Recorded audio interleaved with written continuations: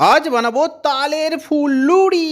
চলো, সবার প্রথমে চাল গুঁড়ি এখানে নিয়ে নিলাম, অল্প পরিমাণে নিলাম ইয়ার। তারপরে দিলাম একটুখানি নুন। তারপরে এখানে দিয়ে দিলাম প্রায় 1 প্লেট চিনি। চিনিটা দেবে স্বাদ অনুযায়ী, তোমরা কেমন চিনি খেতে ভালোবাসো।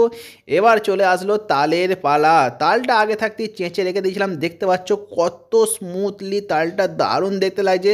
আর তালটা ব্যাপক মিষ্টি, সেই জন্য অল্প পরিমাণে দিলাম। আপনারা প্রথমে তালটা চেখে দেখবেন কেমন, অল্প মিষ্টি থাকলে বেশি চিনি দেবে, আর বেশি মিষ্টি থাকলে কম চিনি দেবে। এবার তালটা আমি অল্প অল্প করে দিয়ে দিলাম। আর তাল যদি চাঁচতে না পারো শর্টকাটে, তো একবার কমেন্ট করে জানাবেন, তো একটা নেক্সট ভিডিও আনবো তাল কীভাবে শর্টকাটে একদম সহজে তাড়াতাড়ি চাঁচা যায়। এবার এগুলোকে ভালোভাবে মিক্স করে নিতে হবে। যখনই মিক্সটা একদম সম্পূর্ণ ভালোভাবে দেখবেন হয়ে গেছে, তখন এখানে আপনাকে দিতে হবে অল্প পরিমাণে কালো জিরে।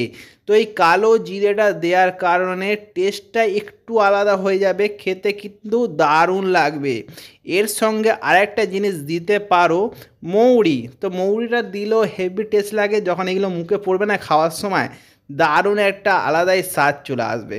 এবার ভালোভাবে মিক্স করে নাও।